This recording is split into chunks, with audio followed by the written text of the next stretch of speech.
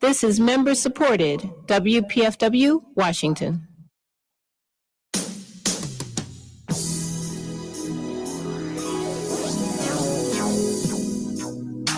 We people who are darker than blue,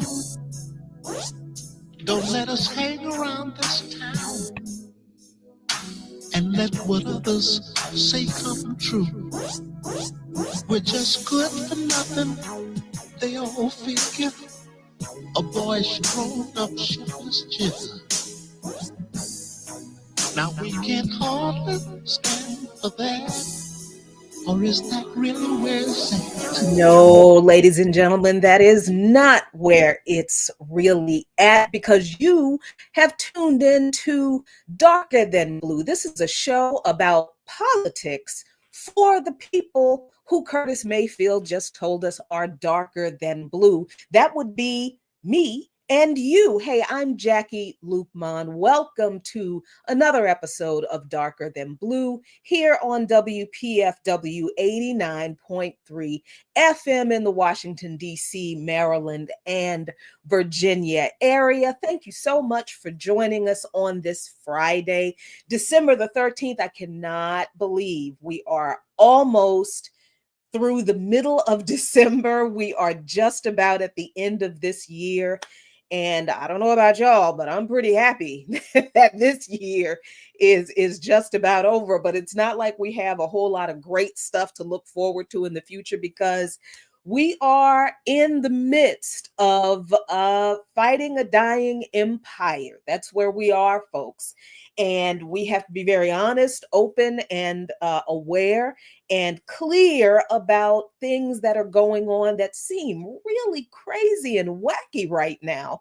But we've got to make sense of this if we are going to face this future. Those of us who are darker than blue, those of us who are not going to stand around and let what goes on in this town just go down without a fight, we have to prepare ourselves for that fight. So let's talk about one of those things right now. So we've been kind of watching the ongoing saga of, now we know his name is Luigi Mangioni. At least that's what we are told his name is. I'm not trying to float any conspiracy theories out there. I just will say that I have doubts, but that's where I'll leave it. I have doubts. However, all right, there's a person in custody. The manifesto was found on the person. I don't know why a person who would do the thing that this person Mangioni is accused of doing, allegedly. I don't know why he would walk around with the manifesto and all kinds of other stuff in his backpack if he is the person who has been identified, because that's just really weird to me. But hey, I could be completely off the mark. He could absolutely be the guy. Okay, fine. Let's say, for the sake of argument, that he is. Let's just say Luigi Mangioni is the shooter of the former CEO of United Healthcare. All right. So here's my question, and it's a question that a comrade raised earlier today. So I asked my comrade if they would come on the show this evening to talk about this issue that they raised, and they said they would, and they would be here. They will be here in just a few minutes. But until they get here, let me preface the question for you, because I have noticed this too, and I've wondered, like, why has Luigi's action seemed to have inspired so many people to now be concerned? I mean, openly, outwardly, to be vocally, publicly concerned about the ravages and, honestly, the crimes against humanity of the insurance companies in this country. And I say that, dear listeners, because haven't we been talking about this a long time? Haven't we been talking about Medicare for all for a long time? Haven't people been talking about how the insurance companies are actually ripping us off for decades? Haven't we been particularly those of us, and I'm just going to call us this from now on, we the people who are darker than blue, because Curtis Mayfield was telling us in that song, Darker Than Blue, that this show is named after, that we are the ones who are the most affected by the policies of the people that we don't pay enough attention to. So when he's asking the question, are we the people who are darker than blue? We are blue because of these people's policies. We are darker than blue. We are beyond the blues now. We are suffering. We are oppressed. Are we going to continue to let them do this to us? This is what he's asking in this song. And he's relaying all of the negative stereotypes about us that the people in power who impose these policies upon us that make us darker than blue. He's recounting the nasty things they say about us that they use as justification for why we don't oppose them, why our opinion doesn't matter, why we just sit around and let them abuse them the way that we do. And Curtis is asking, are we the people who are their victims, who they oppress? Are we really going to continue to let us talk about us this way and do the things to us that they have been doing that has rendered us darker than blue? And we're here to answer the question, no, we're not. No, we're not going to keep letting them do these things to us. So we've been engaged in this conversation about all of the different ways that systemic oppression, systemic racism, systemic homophobia and transphobia, systemic misogyny, how is it that the medical industry in this country knows as little about women's bodies, and particularly Black and non-white women's bodies, as they do? How long have we been talking about this, y'all? We've been talking about the deprivation, the segregation, the racism, the sexism, the classism in the healthcare system in general for decades. I recall having these conversations about Medicare for All in particular, and even the shortcomings of Medicare for All when it comes to addressing some of these systemic discrimination issues within the healthcare system. Like Medicare for All is cool. And I remember having these conversations during Bernie Sanders' emergence and talking to a lot of the young white progressives who were energized by Bernie Sanders, and they're demanding Medicare for All. And that's fantastic. But we Black radicals had to remind these folks that Medicare for All is not going to fix the way we are denied equality of care within the healthcare system. Just like Medicare for All is not really going to fix the discrimination in the health insurance industry, because even in the health insurance industry, we can make a lot of money. We people who are darker than blue, we people who are darker than blue can make a whole lot of money and be upper middle class and even upper class. And we can have that Cadillac level of insurance, that gold standard, that platinum standard level of insurance. And somehow we still don't get the treatment we pay for, and is comparable to white people with the same level of coverage in the health insurance industry. We've been talking about this for years, for decades. So why is it that it doesn't seem like we are listened to when we raise these issues? It seems like we don't get a whole lot of excitement about from people wanting to organize around the discrepancies and the degradation in the health insurance and the health care system in this country. People don't get all excited when we've been talking about these issues in this industry, in this country. But somebody like Luigi Mangioni comes along and does this extreme act. I got no judgment on the act, because you're not going to sit here and tell me that one person committing an alleged crime is wrong, but a person profiting off of ensuring that people don't have the coverage they need to preserve or save their lives, which means people profit off of people dying. Well, that's murder too, and that's mass murder. That's mass murder under the aegis of, well, oh, that's just the part of the process. And, you signed a contract when you signed up for this insurance. You gave us the right to do this. And none of that is moral. None of that is right. When you decide that people's lives don't matter and you make that decision based on denying health insurance coverage for medical visits, for doctor visits, for medicine, for procedures that can preserve or save people's lives, yes, you are making the decision to kill people. And that's mass murder. So let's not even get into that discussion about, oh, killing is wrong. It sure is, especially when you do it through an insurance, a faceless algorithm in an insurance company that makes the decision whether people can live or die, but you can stop it anytime you want to, but you don't because you're making way too much money to stop that process. So let's talk about this, what this means to have so many people act as if now they want to organize after this one act by Luigi Mangioni. But when those of us who have been raising this alarm for decades have been doing it, we don't get the same response. So let me bring in my guest and my comrade, Erica Caines. Erica is a member of the Black Alliance for Peace.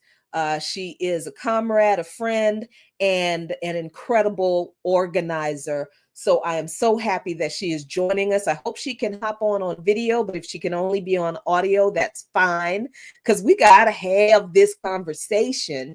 So y'all give us a minute while we get stuff straight here. But I was really fascinated by this issue that she raised today. And it was such a good issue that I was like, no, I cannot let this pass. So here's Erica, y'all. So let's get into this. Hey. Girl, I am as clueless as you are about the excitement around, at least like the excitement that people pretend or are acting like they have toward organizing now that this person, if it is really Luigi Mangioni who is responsible for this, like people are like, yay, this one person did this thing. Now I'm ready to organize. And those of us who have been talking about the healthcare system and the health insurance system being an evil capitalist trap, we're like, where was y'all's excitement for the past 20 years that we've been talking about? So what are your thoughts on that part of this kind of phenomenon? Because this is a moment, right? I mean, it's a moment we should pay attention to, but to what extent though, Erica? Yeah, I think so. I'm just gonna maybe contextualize my point of view a bit. Because again, it's not even so much about who he is and what has occurred, or even the politics around who he is. For me, I'm sort of curious around what drives people to act. So the conversations around using this particular moment to organize people is interesting to me, because the question for me becomes, are we using this moment or are we incorporating this moment? Because those are distinctly different things.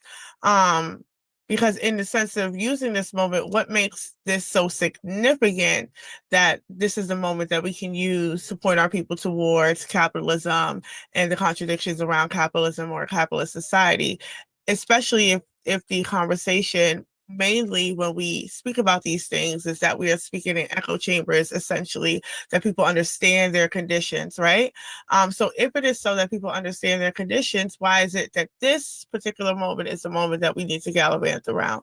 And then the other question for me is, in terms of act of violence that is motivated by material conditions, if it is the case that this is what has occurred, I don't want to give too much credence on innocent, guilty, right, wrong, who did what, because we, a lot of things we don't know anything concretely yet.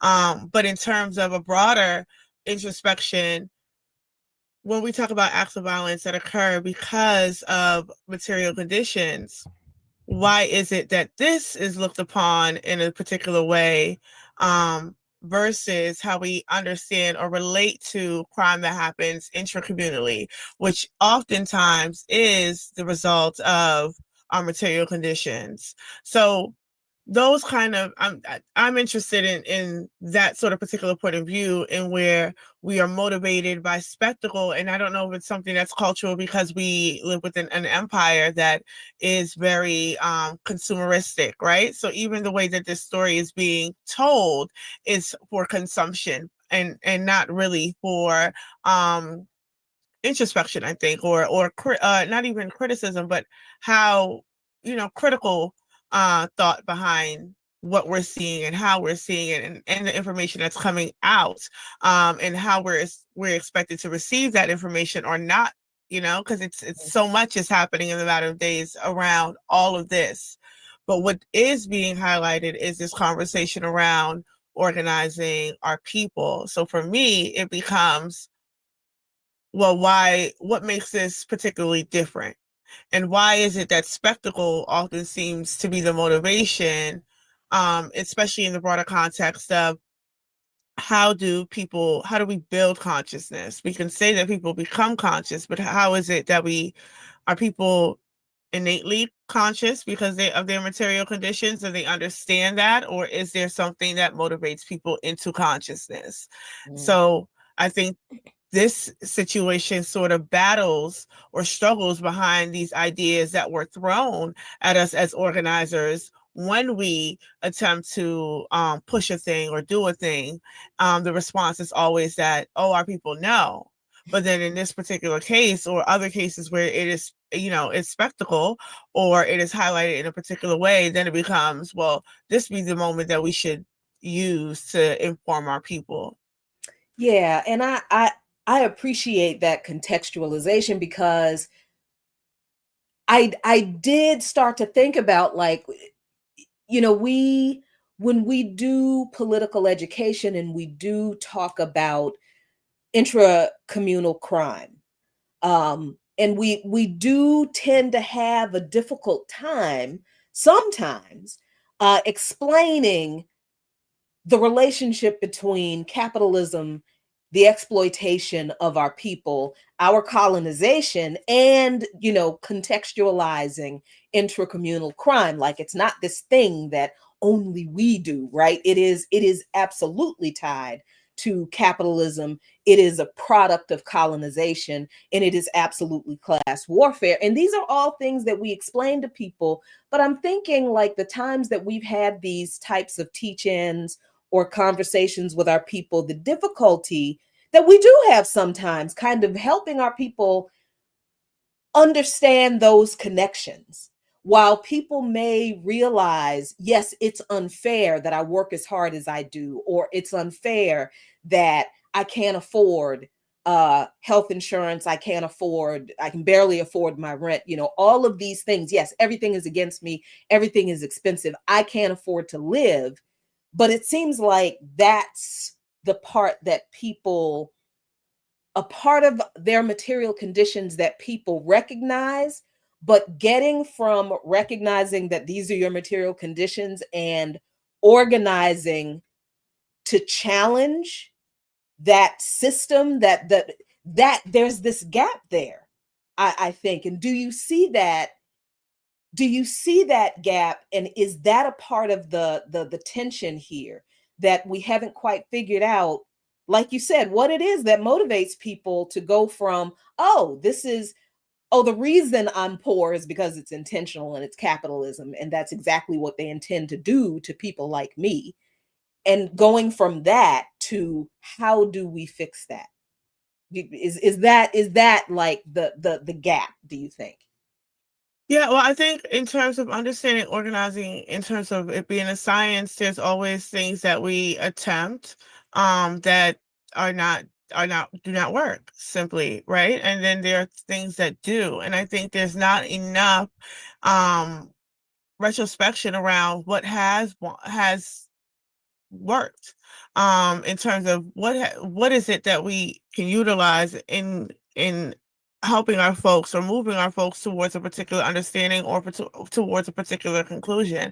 And I think that remains a struggle, one, because we are out propagandized. Our propaganda in terms of how we're able to disseminate information, one, strategically has not been something that we have approach, I think, in a more coherent and collective way, especially with a uniting sort of message that can have a little more impact than these sort of the way that we would all have similar messages, but in different spaces and not in the same way or at the same time, like things that can really penetrate or attempt to penetrate through the propaganda that is coming out of mainstream media.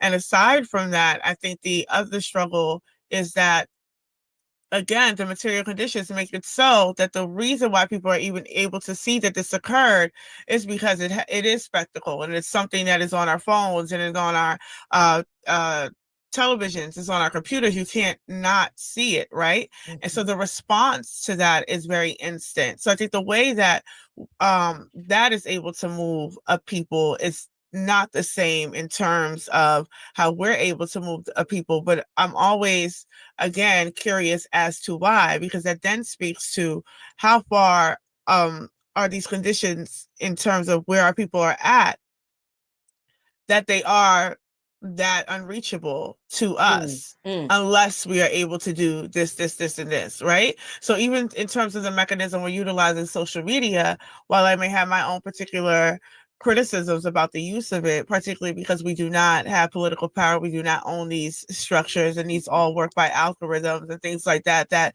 mainly the layman of us do not particularly understand, right? So even to want to utilize something, it is important that we are understanding what we are using so that we can get the best benefit out of it for us. But even with that being said, have we come that far away from going door to door and speaking to people?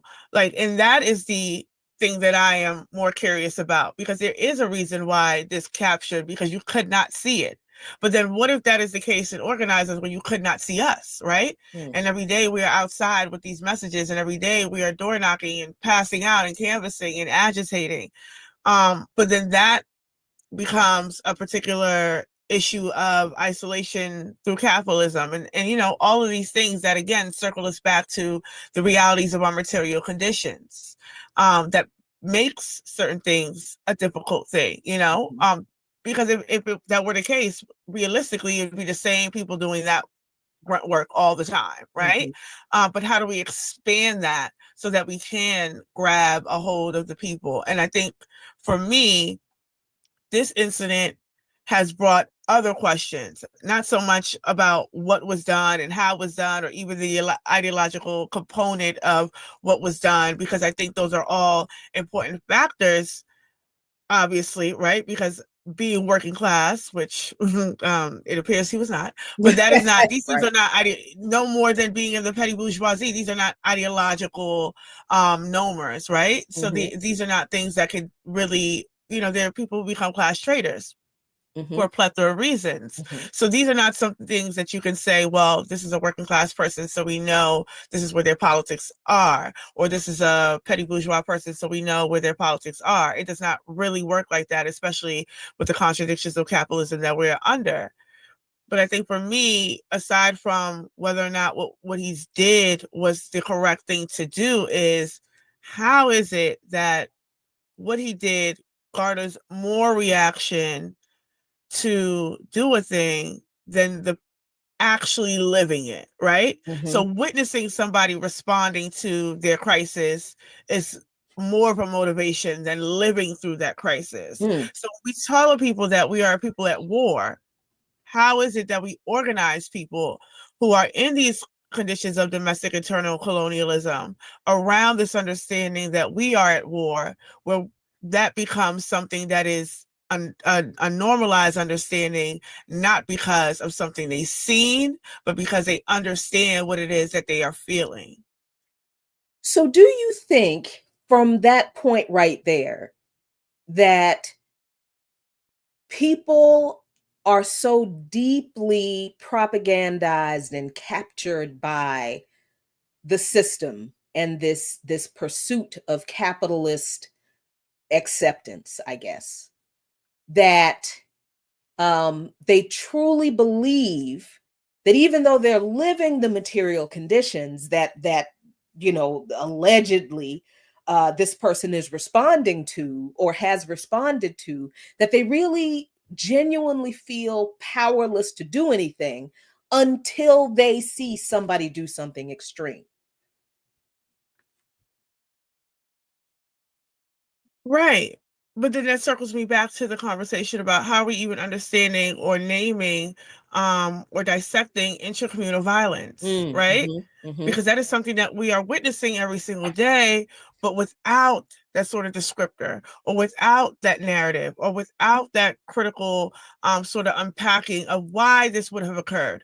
Not solely because people are violent, right? Because Right. the violent aspect of this has been removed completely because it's a CEO, right? But in terms of intracommunal, how are we explaining that to our people, especially if we're talking about moving towards community control and those kind of aspects? What conversations are we having about intracommunal and interpersonal violence within our neighborhoods and within our communities that can help us name the whys? And not in any dissimilar way of how it clicked for people why one would possibly have done this or why this would have occurred, right? Because people are feeling that, people are going through that, people have an understanding of that. But in terms of our communities, and when we talk about being in major cities that are over 20% impoverished, and we see these sort of concentrated areas of violence where we are occupied. Right. Why is it then that discussion is removed and it becomes we are innately this way because of this and not because of the condition? So even in terms of how we organizing our people around a common understanding of capitalism and the things that it results in, especially if we are understanding that we are products of, or the products of a domestic a colony within the empire. How is it that we are organizing our people to understand these things or see these things or relate these things to what just occurred? So for me, the question is not so much like we can use this moment, but what is it in this moment that we can incorporate to broaden an understanding? And then admittedly, he's not an African. So organized behind some no African do. You know what I'm saying? Right, right. Especially since we have these examples within our communities of how this plays out within our communities. So, yeah. Yeah, a few points that you brought up that I hope I don't forget them. But there were a couple of comments that folks on YouTube. What's up, Black Liberation Media? Hey, everybody! So glad you're on. I gotta read these comments. This is really great. Chitimacha 1025 said there's a woman in Florida, mother of 3, who was fighting to get her insurance company to pay a claim. And they wouldn't. And she ended the call with deny, defend, depose. That is literally the name of a book that was written about the practices of the insurance companies denying claims so that they can make all this money, right? And how that does indeed kill people. And what happened? This I think speaks to this fallacy that people have now, that they think that because this act was done, the insurance companies, the CEOs they're terrified. They're being terrified into obedience. No, they're not. What did they do? The insurer called the FBI, who called the police department in the area where she was. And she was allegedly arrested and has a $100,000 bond. Why? Because she literally said the words deny, defend, and depose on the phone with the insurance company that refused to pay the claim that she is in fact paying them to provide for her. right? So this idea, so there's this other aspect of it, Ricky, where people believe that because this act has happened, now the other CEOs of the insurance companies, oh, now we've got them on the ropes and they're going to do what we want. They're going to be better. They're going to change the tiger's going to change his stripes because one tiger has been dispatched with. I don't think that's the case. I think it just speaks to reacting to a moment versus being prepared for it. And I think that's what I'm speaking to in terms of why would this be something that we are using and not incorporating? Because it'd be a reaction too. Now, there is going to be countless examples of this, right? But this is also a lot of the swift sort of legislation that we have seen, even in terms of what's happening with this arrest, right? There's nothing concrete, but there's a lot of media around that they're telling us everything. I mean, we're over flooded with information, right? And that's strategic. But even in terms of how we're watching these litigations play out, even with the 60 on Rico, the Uhuru trial is next week when we get the verdict. Right. The sentence, the sentencing, is next week. So we're seeing this sort of swift litigation that I think speaks to something larger that we have always been sort of knocking on the door about, in terms of this is what is occurring, not just simply under quote unquote fascist Republican, but also under the Democratic Party. These are, this is the same this is still Biden's federal Bureau of Investigation. It is still his FBI, still the Biden administration. So this type of swift legislation, this type of swift action is something that we are seeing legislatively play out countless times over and over and over in the number of years. So I think that this would be something that we can point to and say, this is not dissimilar to the trajectory of how we are being responded to when we highlight our material conditions, like the 60 who with the RICO charge, like the Uhuru 3, So I think that in these instances, pulling in those would be examples to pull in the work that's already ongoing, to make it more concrete, to make people understand and connect the dots a little more succinctly. But I don't know if that would be something that people would see, be like, oh my goodness, we got to run out to the streets for this lady, because I think that was something that happened maybe a couple of days ago, right? And it still has not been a big wave. Right. And then even if it was, it would be, again, a sort of individualistic, we have to run out and go save this lady, as opposed to making people interrogate what exactly is going on, which I think a lot of this invites. Folks, it is 30 after the hour, and you know what time it is. It is time for a little station promo. So our fantastic producer, let's cue one up.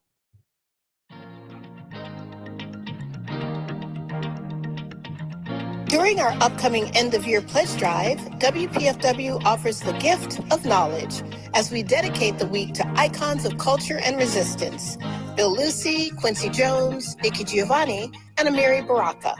On Monday, December 16th, 9 a.m. until 7 p.m., we unpack the legacy of Bill Lucy and center the Black Workers Movement.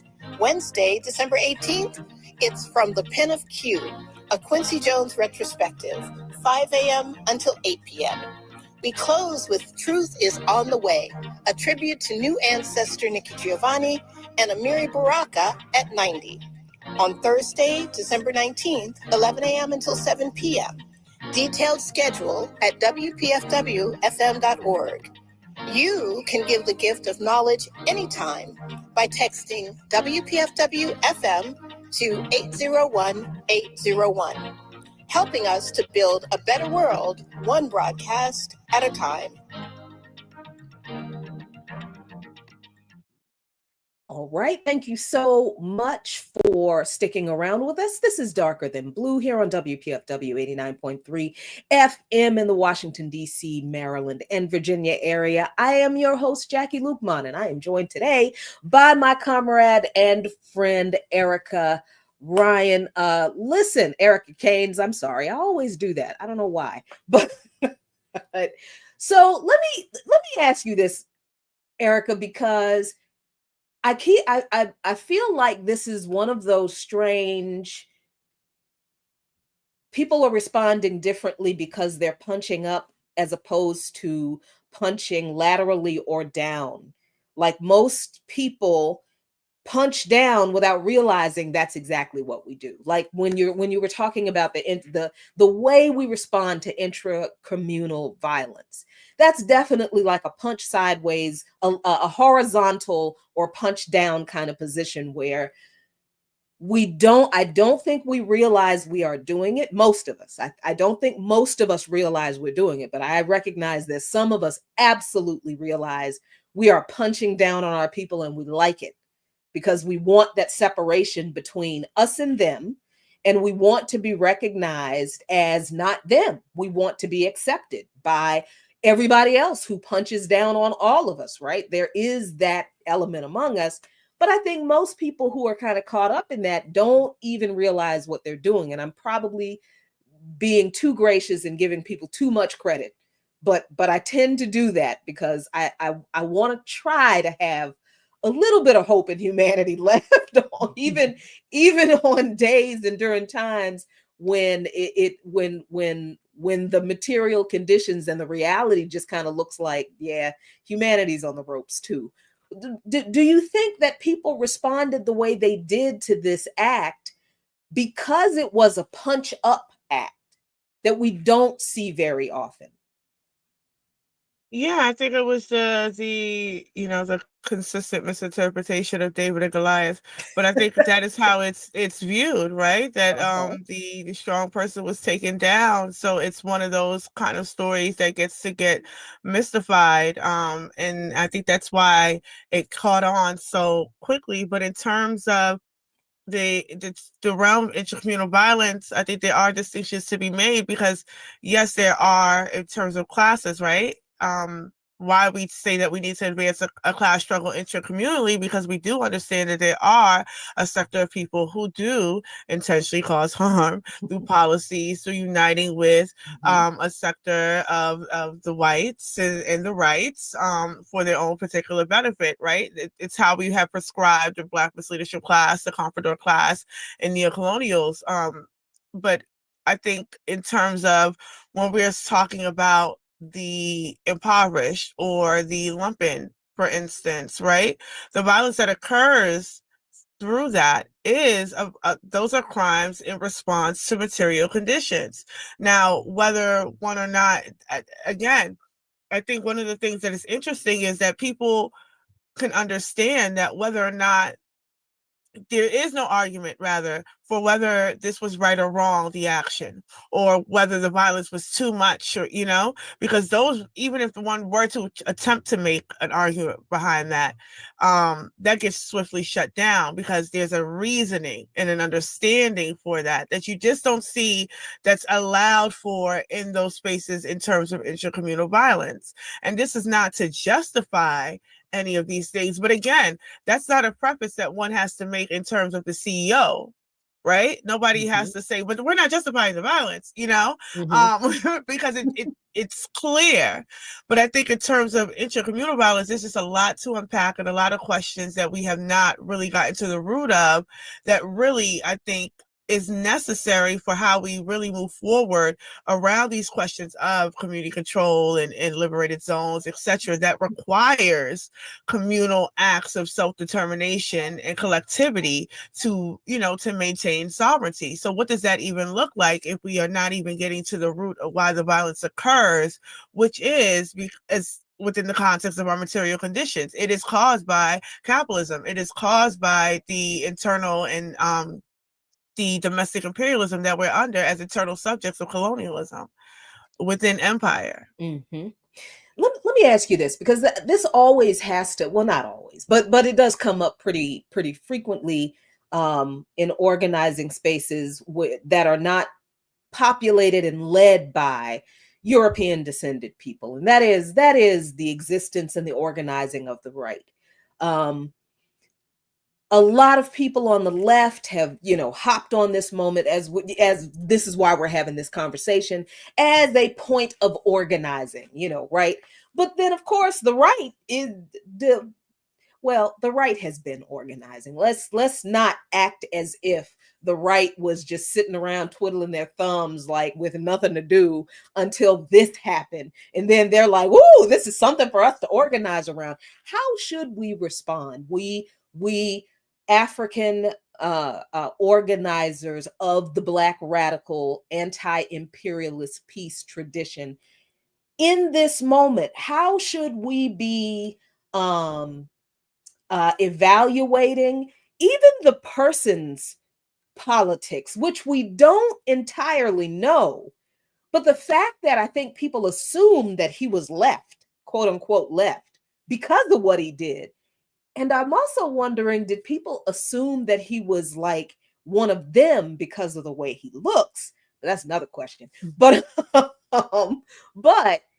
what do we say? What should our response be to the right using this moment as their spark for organizing, if that's what's going on?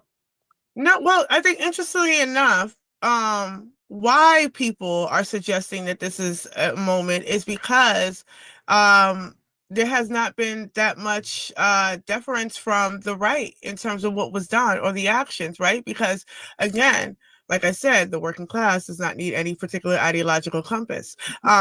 Which means that as working class subjects within this country, people across the board are feeling what is occurring to them and what's happening to them by way of policy, by way of the healthcare system, by way of, housing, etc. Right? There's a tight grip on the recession they say is not here, but it's here.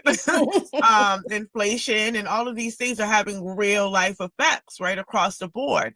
So how they're able to organize, I'm not sure, but I do think it is interesting that they are not necessarily opposed. And but what you do see is a class struggle that is happening within that sector, right? Because the ones that we recognize as people that are reacting to are not working class whites, and they are not the working class right? Right. So I think that that's something for us to observe. But I don't necessarily think that that is something that we need to participate or partake in as a means to organize our people. Primarily because I still have questions on what even is populism, right? It is such a broad spectrum. Populism includes Elizabeth Warren and Donald Trump. There it is. Right? How about so that? When we talk about populist politics, what does it mean to be a populist? And that is why you can have, or what is perceived, or what has been said to be things out of his manifesto or things that he has written, could look so across the board and all over the place. Because what is populism in terms of concretely, what does that mean? And I think for this moment, this just highlights the significance of the North-South project that we released as the Black Alliance for Peace, and just even focusing on a people-centered human rights, primarily because we are talking about the issue of healthcare and how it is affecting people, right? And we are talking about all of these things in terms of these liberal sort of human rights that can and cannot be removed and taken at will, right? But what does it mean to strive for people-centered human rights? And that includes a struggle towards that, right? These inalienable rights that involve a bottom-up process. So that does start to get people to think about, what does that take from me? What does that entail? What kind of organizing does that involve? As opposed to, these are something that we could see, that we could start to have the conversation, because that assumes that these people, the conversation is not being had. But where does our intervention in that conversation, I think, should be the focus for organizers. Yeah, I think that's definitely true, and appreciate you bringing up the BAP North-South Project for People-Centered Human Rights. But because you brought that up, that also, it took me in another direction, and we've just got about 15 minutes left, and I did not want to leave this out, because this is not the most important moment that has happened in this country and in the world, really, in the past 2 weeks, is it, Erica? No. It has not been. So how do we contextualize something that, and I'm not saying it's not important. Sure, it's important.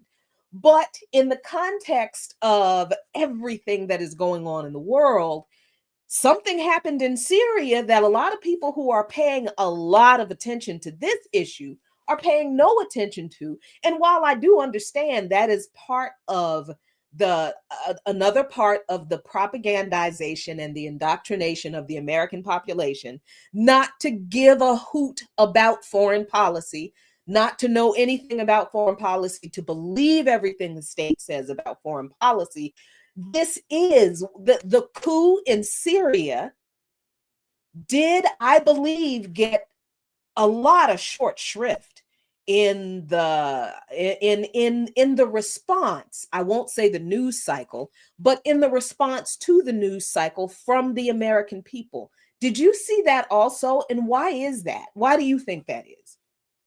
Yeah, so I think one of the things that's interesting in terms of something that's comparable for what happened with the CEO and the trial that's occurring now and the processes that's happening leading towards a charge and conviction, etc., or however that's going to play out, is in the same vein that a lot of the information or mis or disinformation that we're witnessing come out of or around Syria has been the same kind of throwing everything at people without contextualizing anything.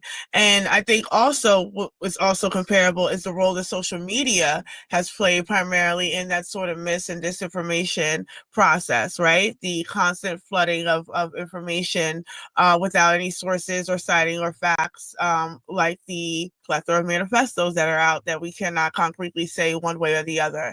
And I think we see that in the same sort of issue that's playing out in how is it that we're utilizing or using these tools, or even understanding, right? What is the media literacy? Because we do have, as a weapon now, because of Trump, we do have forces from MSNBC and the liberal Democrats saying, that disinformation is their number one issue right now. And what that has resulted in is that the left has been taken off of platforms left and right, and not just the left, but specifically the anti-imperialist left that has the anti-imperialist African left that has a very specific understanding or new understanding of what is occurring as a global, that has global impacts, right? So there's a lot of historical context that is included in the ways that we unpack what is going on.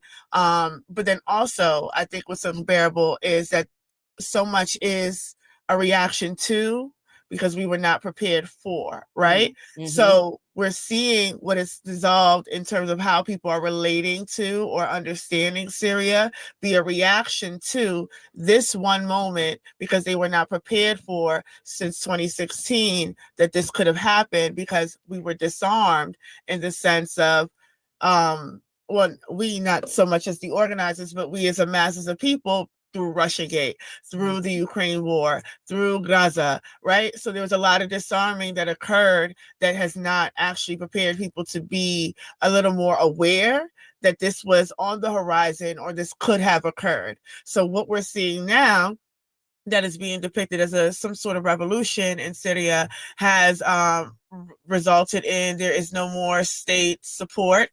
They are moving towards a neoliberal process. Yep. The Cradle just reported today that they are shutting down any of the bases that have any connection to the axis of resistance. So they're cutting that line completely.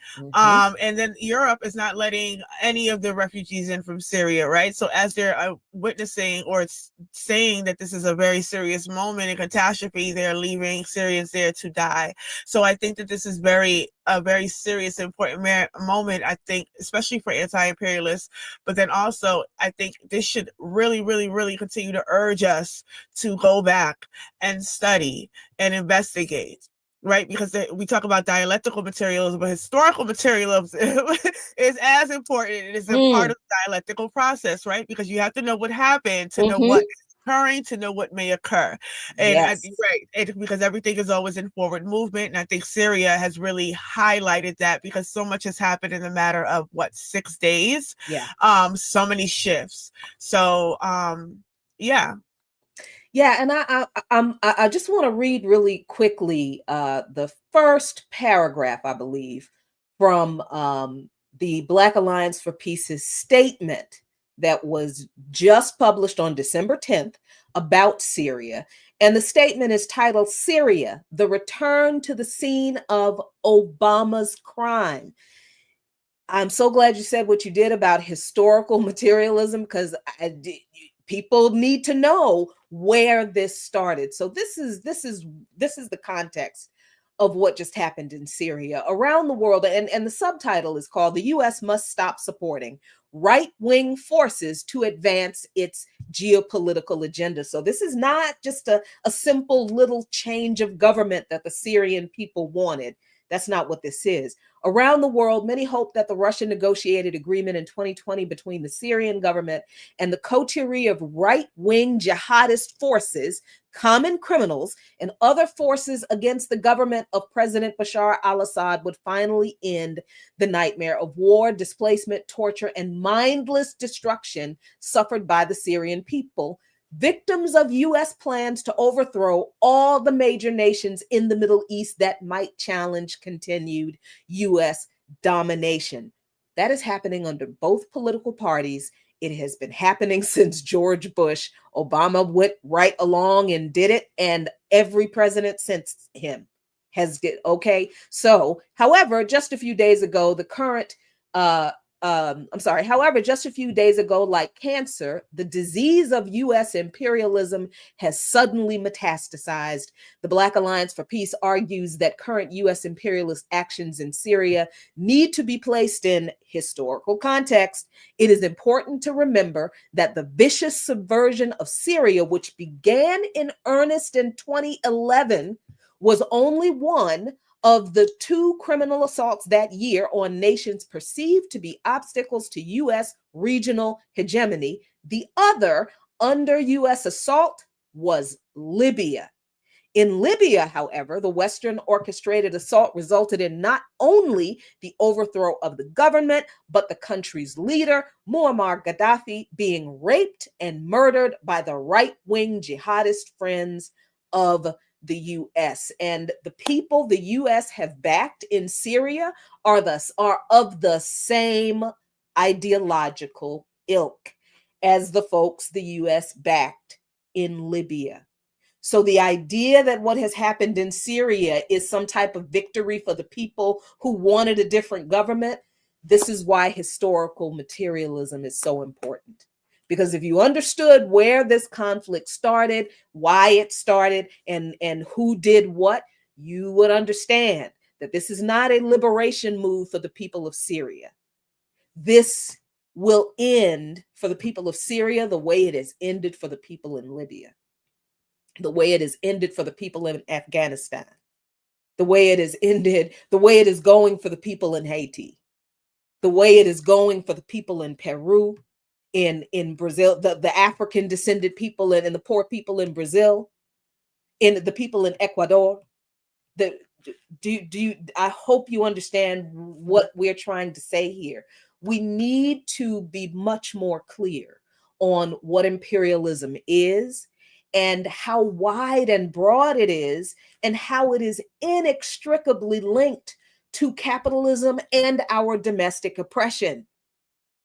We cannot talk about the crimes of health insurance CEOs in this country in denying us coverage that we are supposed to be paying for without talking about what people in other countries think they're getting when they enter into agreements with this one.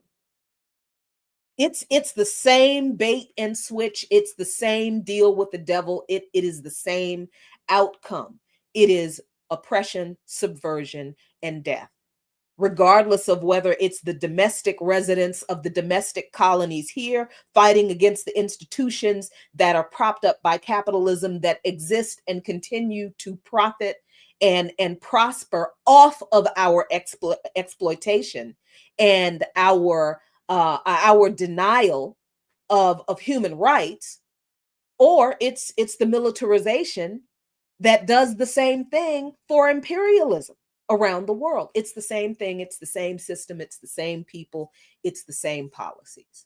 So, as always, it's never enough time to really, really have a great time with these conversations. We are out of time for Darker Than Blue this Friday, December 13th. Thank you so much for joining us. Thank you, Erica Caines, for joining me tonight. And you all, dear listeners, stay tuned for News Views with Garland Nixon waiting faithfully in the studio. And after that, stay tuned for the fantastic Friday evening musical presentations for you to chill to. Thanks so much. See you next week. Peace, if you are willing to fight for it.